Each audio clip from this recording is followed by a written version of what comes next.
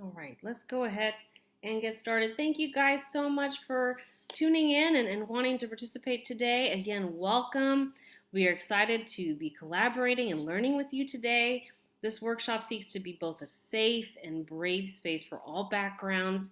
If you have any questions, feel free to message me either privately or for the group in the chat. That's definitely a way to engage. If you want to keep yourself muted, you can just engage via the chat feature. So that would be very helpful. And we hope you feel not only welcome, but also included during today's session. So as a reminder, this is a kind of a, this is a workshop, right? This is the time to participate and engage. So feel free to take notes during this time. You're going to need a sheet of paper to just do some brainstorming here. So, this is going to be a time to do that. And thank you for messaging us here.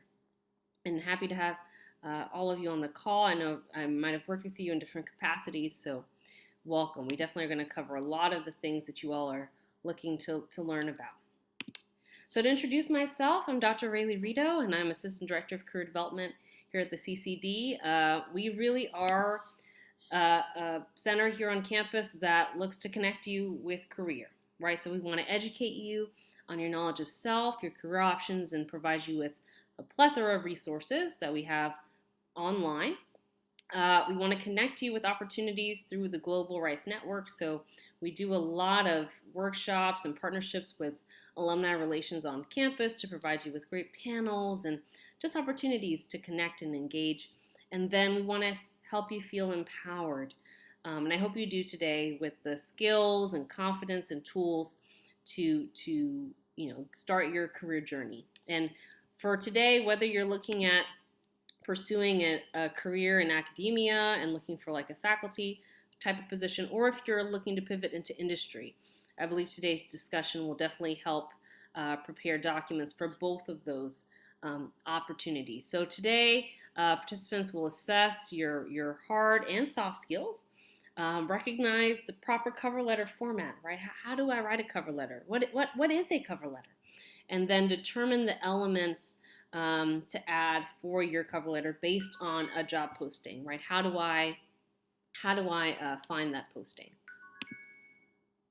So, what are the differences between industry and the academy? And if you want to chime in into the chat and answer this question, or you could unmute, that's fine too. What are the differences between industry and the academy?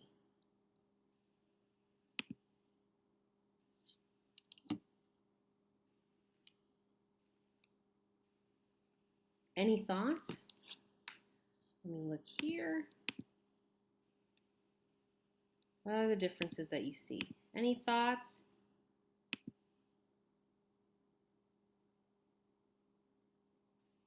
Well, if you're unsure, I'll tell you. So the differences, the academy. So if we're looking for an academic position, it's all about investigating problems, right? All of you are curious. You probably have an investigative mindset, so they want to see you apply that to their department, right? So it's a place where you have that freedom to explore and conduct your research.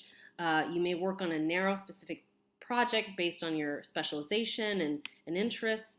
The results of that work usually comes in publications or grant funding, right? And then the impact is more ideological and influential. So you're helping that department, right? And then some teaching in there too, right? If that's a passion of yours, you may be teaching a course and educating future students, right? So that's going to be the focus and skill sets that they're going to be looking for those kinds of roles. Whereas for industry, it's less about what we know, right, and more about what we know how to do. So more application skills focus. So solving immediate problems.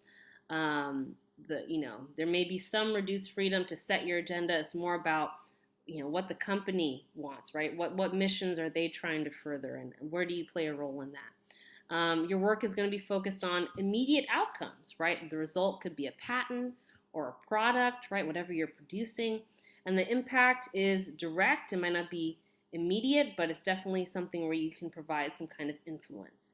And so those are the differences. So you want to think about, okay, with the documents that I'm using to apply for these roles, how am I making sure that I'm speaking to that audience, right? If I'm writing to the academy, what are some things I should consider to speak to their needs to show that I'm going to be a great fit? Whereas for industry, what skills and experiences should I put forward to make sure I'm meeting their needs? So you want to understand, right? There's two different audiences that you're speaking to, and so the cover letter is going to look different, and the resume for those two audiences. So I want to establish that for us at the forefront, that the audience is going to be different, so we want to tailor accordingly. So as I said earlier, right, part of this workshop is actually thinking about, okay, for my personal brand, right, it's good to take a self-assessment before we write any of these materials. What are the things I want to put forth and market as a skill set, right? And so personal branding is essentially the ongoing process of establishing a prescribed image or impression in the minds of others about an individual, group, or organization. And so here it's our personal brand, right? And you're going to put that forth in this writing sample, in this cover letter. So what are some things I should consider? So one way to do this is conducting a personal assessment. So thinking about, who am I as a person? What am I always recognized for, right? Maybe it's my analytical ability or my collaborative nature, right? Or my ability to take initiative. What am I very knowledgeable about? All of you have some kind of expertise, right? Whether you're in your master's or your PhD, right? You're knowledgeable about something, or you're becoming the expert. So how can I leverage that in as I'm writing these materials or in the job search, right? What is something that if I was stuck on a desert island or in a conference and I just had to talk about this one thing with someone, what would that thing be that just inspires me, it gets me fired up, that I just love to talk about? What are things that I find easy to do? Right? What comes pretty naturally to me? Even if it's hard, it might be a challenging task, but what comes pretty easily? What am I passionate about? Are there current issues, trends, things you're seeing that you just are a passion, right? Like for myself and our other counselors here at the CCD, it's career, right? Career development and the students, right? We want to make sure that you guys are thriving and doing well and achieving your goals. So that's a passion of mine. And then what are your strengths? What are your top skills that you possess, right? And so you can do this personally. So just maybe you could screenshot this screen here, the slide here, and revisit this. Maybe do some journaling if you like to journal and think about these different questions. Or you could ask people you trust, right? It could be a colleague, it could be a teammate, a lab mate, a friend, family member. Who do you think I am as a person? What do you think are my strengths? What do you think I'm knowledgeable about? And you might be surprised on the answers you receive. And so that can really help us figure out what's in our toolbox, right? I always like to use that term. What am I bringing forth into these different spaces? So do a personal assessment. I think that can be really helpful to start this process.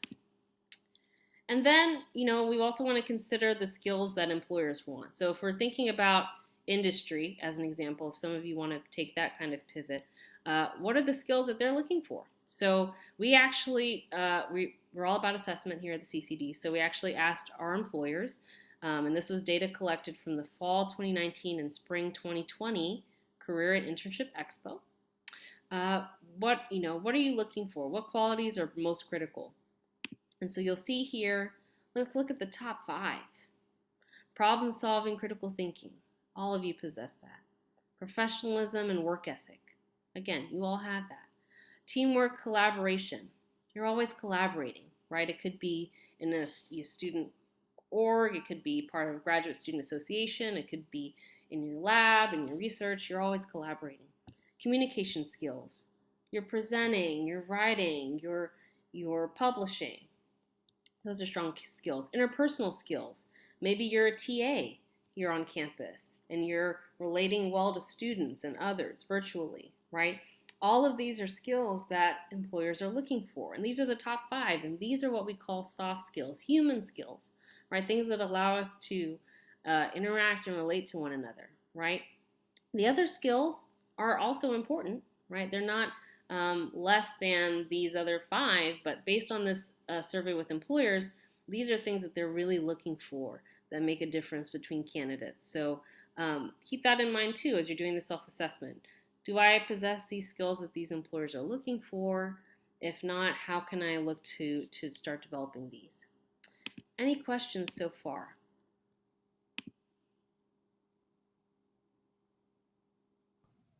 I have a question. So, what about technical skills? Where does those go?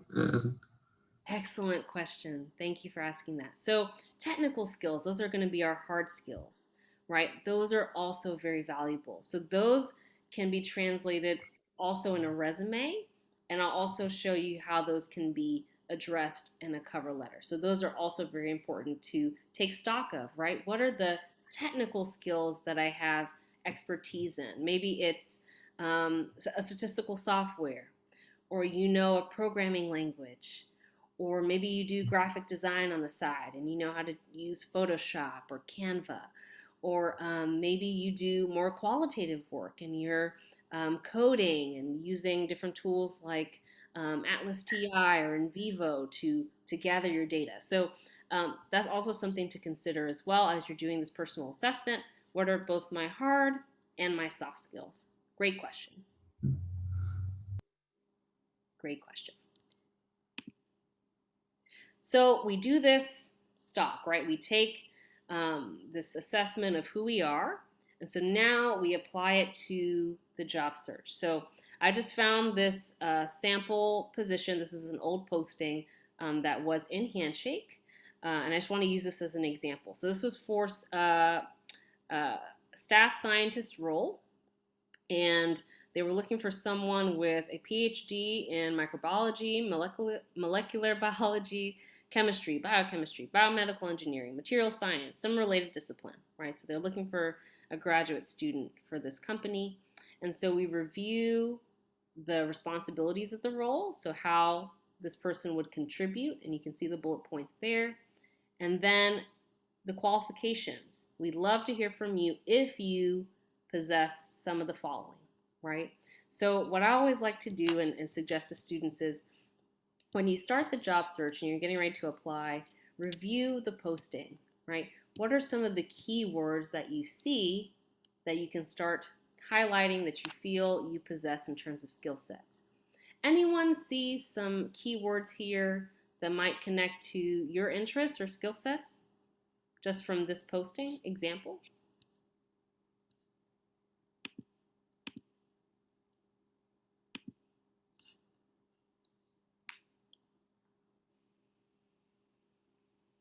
And feel free to type them in the chat if there's something here that you're like, you know what, I do possess that skill, or that's something I'm experienced with.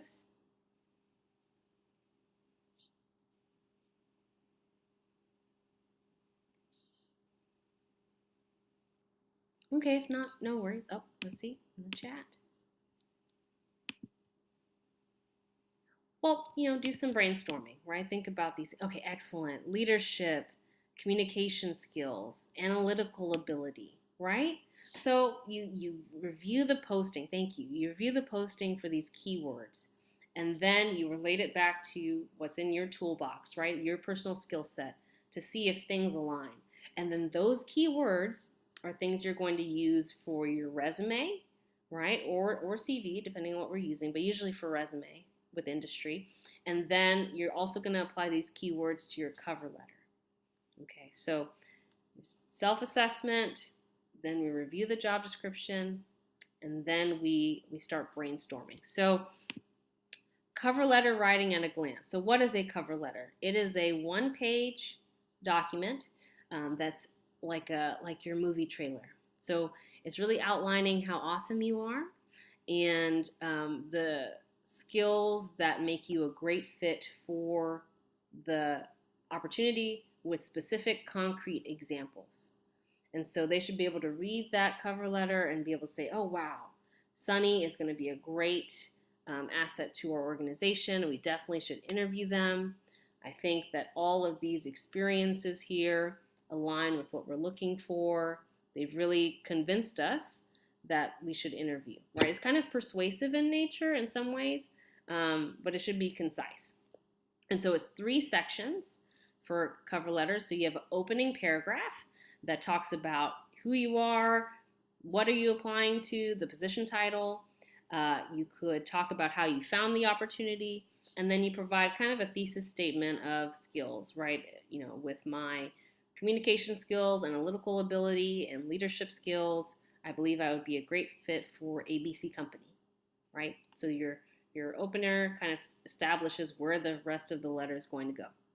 Then your middle section, middle paragraph, middle section. This is where you take maybe 1 or 2 examples from your resume that relates to the job posting. So let's say again with this posting we just looked at, they were looking for communication skills, right? So you would have a paragraph that maybe talks about your communication ability, right? Maybe you have published, right? So you talk about what you published and the writing process behind that, if there were any accolades, right? You have a paragraph. And then you just demonstrate how this experience would align with the organization's needs. And that's really the end of that paragraph or section. And then the closing paragraph usually is always the same, is where you would request a personal interview, and then you establish how they can follow up with you. So you say, thank you so much for your consideration. Feel free to contact me at phone number or email rdr3@rice.edu for me. And then I look forward to hearing from you. Sincerely, Rayleigh Rita. Right? So very simple. It's always going to be the same. So usually what will change with every posting is going to be that opener in the middle paragraph, because you want to tailor the middle to help me see why you're going to be a good fit for my opportunity. Okay, so great question here. Can you do all of that work in just 3 paragraphs? Do employers prefer 3? So let's say a company has, 200 applicants for one posting, right? If we send them a long essay, right, describing everything we've done, a research statement or interest, that's a lot for them to digest. So a cover letter is succinct enough to get the point across and establishes, these are the key highlights I want you to know about. So it's standard for industry and academic positions, but I'll show you some samples. But it's really standard for industry, and it just helps, add more weight to our application and hopefully persuade them to interview. So yes, it is preferred, and this format is the easiest way for them to skim through and get what they need, right? Because just a resume alone, on average, employers are looking at that for 6 seconds. So cover letter, we want that to be just as concise and succinct. So that's why 1 page is preferred. Great question. Does the middle paragraph also apply to consulting management companies? So I think that's where your research comes into play, right? What is the company asking for? Are there any particulars for format for cover letter writing?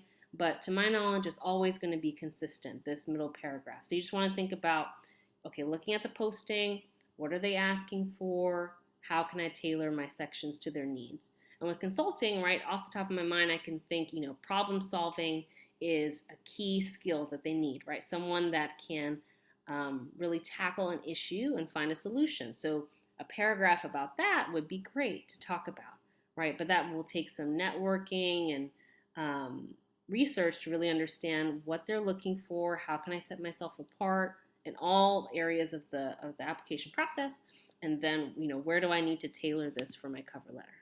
Great question. Why consulting, right? Yeah, right. You could put that in your opener, right? Why? I think that's a great place to put it. Why I want this opportunity. Why I feel like I would be a good fit. What I know about the company. Maybe a couple sentences is really all we need for the opener. And thank you, Yvette, for being on the call today. She's posting some awesome resources that you all can look at for further review to get some examples.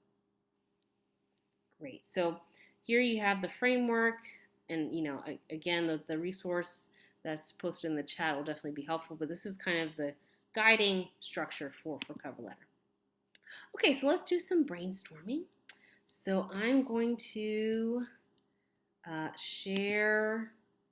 Oh, don't have it open here. Okay, let me get out of this section. I'm going to stop sharing, and feel free in the chat to post any questions. Let me open this here. Okay, so this resource is from the Picture Your Career Guide. It's really great resource and tool. And here they have a exercise for cover letter writing. So I would like for us to do this now. So they encourage drawing a 4-square grid on a piece of paper or your computer, however you want to do that. And then once you have the 4 boxes, I would like for you to place the words strengths, weaknesses, opportunities, and threats. So I don't know if any of you are familiar with SWOT, a SWOT analysis, but that's basically what this is, right? Strengths, weaknesses, opportunities, and threats. So I'll give you a couple seconds to develop your SWOT box.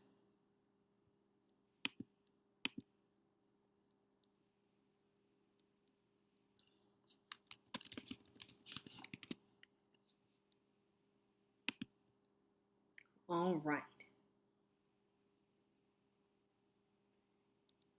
So once you have that done, and if you do have it done, if you want to just give me like a virtual thumbs up, that would be great. You could use the reactions. Excellent. Very good. Okay, so you would read a posting here, but right now we can just make it a little bit general, right? General skills that we feel we possess. So in the strengths box, jot down the strengths that you have that you feel will be relevant to positions you're thinking of applying to, or opportunities, or just your general strengths that you feel that you have. It's important, don't waste time telling the employer about talents that they don't need or care about. Your talents or skills should match the position, right? So think about what might be most relevant and focus on those 3 to 4 essential skills most needed for the job. And then maybe jot some examples. So for strengths, basically what we're doing here is just what are my strengths? Then in the next section, I know this is a lot to read here, but what are potential weaknesses or challenges that we want to address? And this might be something to do later if we have an actual posting that you want to apply to, but what worries you? What are they seeking that you might not have? What might be challenging about that opportunity? So they have an example here. For instance, suppose the announcement mentions that you'll need to work with Excel spreadsheets, which you've never done. You have a choice here. You can simply say it's not something you currently know but hope to learn. Or if you really want the job, you will start learning Excel and figure out how to do that. Right? Maybe online tutorials, instructional videos on YouTube, and start playing around. Right? Now, instead of writing nothing about Excel, you can write something like, your advertisement indicates you are seeking someone with Excel experience. I have recently started working with Excel spreadsheets for budgetary purposes. So we identify our weaknesses, and then the cover letter would be a space where we could have maybe a line or two addressing other needs that that company is asking for. That's optional, but this would be a space to do that. Opportunities. In the opportunities box, what are the opportunities for advancement? What excites you about working for this organization? As you look through their website, what appeals to you? You can use this information to create a sentence or two in your cover letter, such as, I am particularly excited about the opportunities in your marketing division. I led several successful marketing campaigns for my student organization, and I think that's an area where I could excel. So this might be something to table. Again, once you find a job posting that you want to apply to, read it, and then see what excites you and appeals to you. And then this is the section you could add into your cover letter. Maybe probably, at the beginning, right? Or if you wanted to have a specific example here, then this could be part of the middle section. So I usually see something like this sentence in the opener, and then specific examples right in that middle section. And then threats.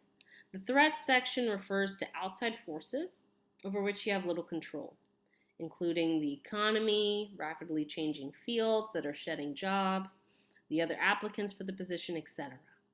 If you can think of a possible threat, you might want to include a sentence or two to mitigate it. For instance, if the organization is seeking a different major from yours, explain the relevant value of your major. Right? So this is something you can't really do in a resume. Right? A resume doesn't have space for this. A resume, we're just outlining all of our experiences and things that we possess. But the cover letter is where we can actually add some more detail and provide some context. So this would be a great space to address something like this. And then this exercise, right, should give you an idea of what to include in your cover letter, right? When you do the SWOT analysis of the posting, now you can sit back and say, okay, what should I include in each section? What should I include in my opener? What should I include in the middle? And then how do I want to close? And of course, as they outline here, you can always meet with us here at the CCD for your specific cover letter, and we can look at the draft or even your outline and see how we can expand. Any questions about this SWOT activity?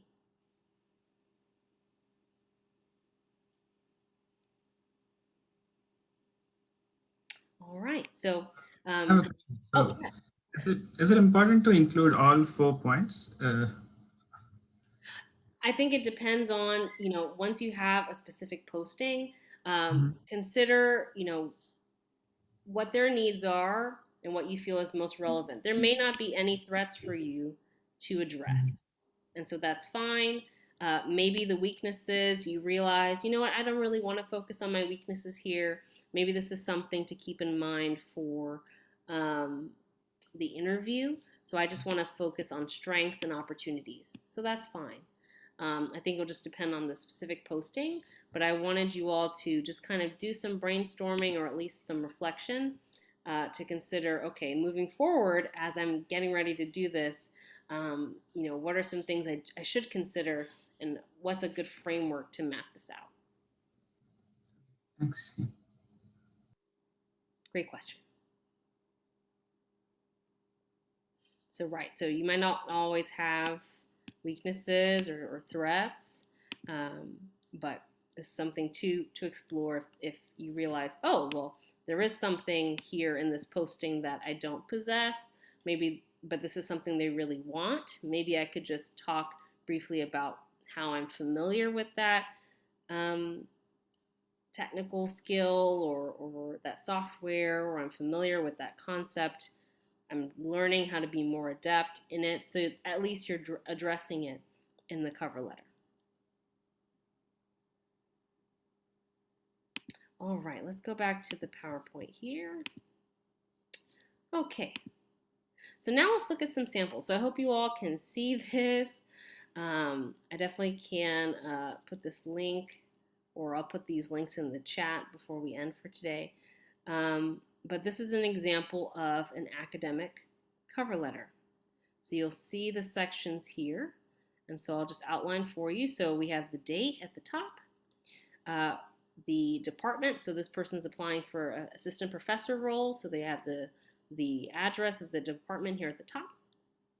They know who it's going to. So they say, Dear Dr. Matthews. If we don't know who it's going to, for academic positions, we could say, Dear hiring committee, or Dear Committee, Civil Engineering Committee, as an example. And then for industry, if we don't know who the cover letter should be addressed to, we would say Dear Hiring Manager. So just a note there. But if we do know who it is, then we put, their title and then last name. I'm writing to apply for the position of assistant professor in structural engineering beginning fall 2014 as advertised on your department website. I'm currently a doctoral candidate at the University of Illinois at Urbana-Champaign and fully expect to complete my PhD degree requirements by May 2014. I'm extremely interested in obtaining a faculty position at the University of Texas, where I can contribute to its focus on engineering education, continue my research on concrete structures, and lead campus and professional service activities. So, right at the forefront, Carol has addressed the position she's applying to, her education background, and then she has her thesis statement here, right? Why she wants to apply. And of course, she had these keywords from the posting, I'm sure, because she learned exactly what this department is looking for this faculty role. And then you'll see here she actually has 3 paragraphs for her middle section, and each paragraph is devoted to some kind of example. So she talks about her academic training here and the application of her dissertation. She talks about other applications of her research, and I believe she talks about some technical skills here, as one of you asked about earlier. So she says, she improved analytical models and methods for design, evaluation, and upgrade of concrete structures, seismic design method, right? So she throws in all these keywords that they may be looking for. And then she also talks about being a TA and being a substitute lecturer for a course, which may also be applicable. And then in the end, you see how she talks about she has her closing here. I would enjoy discussing this position with you in the weeks to come. In the meantime, I'm enclosing my CV and statements of teaching and research interests, which definitely, if you want to have an appointment, we can discuss what those are and how to write those. But she's attached that for this academic position. And then she says, thank you very much for your consideration. So 1 page, clear, straight to the point, right? Easy for them to digest and read, but she has the highlights of what she wants to present for this opportunity. Now let's look at one for industry. So Jerry is applying for a coordinator position at the University of Nebraska. So, dear hiring manager, I'm writing to express my interest in the coordinator of publications and programs position at the Humanities Center of the University of Nebraska. I will graduate with my PhD in social anthropology from Harvard this May, and I am confident my 5 years of experience in higher education administration, including program coordination, and 2 years of experience in editing, would allow me to contribute to the successful coordination of publicity, seminar program logistics, fellowship program administration, and other related duties. So again, Jerry says, dear hiring manager, because he didn't have the information of who is going to be reading this cover letter. And then he puts the title that he's applying to, his education experience again, and then a nice overview of where he's going with this cover letter. Then he has 2 middle paragraphs. Previously, I've worked on several relevant projects, and then he outlines what these projects are that might meet their needs. And then he also talks about his interest in the center. This is a different kind of pivot. I would be excited to join the Humanities Center's team. The center has exceptional appeal for me because of its vital mission to foster interdisciplinary discussions and collaborations through a range of exciting formats. So he shows his knowledge of what they do, right? And then he says, as a scholar of social anthropology, I appreciate the comprehensive support of the humanities, particularly in a political climate often hostile to the allocation of resources to such disciplines. As a program coordinator and editor, I would relish the opportunity to leverage my past experiences for this worthy cause and learn from the experiences of my fellow team members. So kind of a different way of doing this middle section, talks more about the company or the position or the organization, and that's fine. That's another way to do this.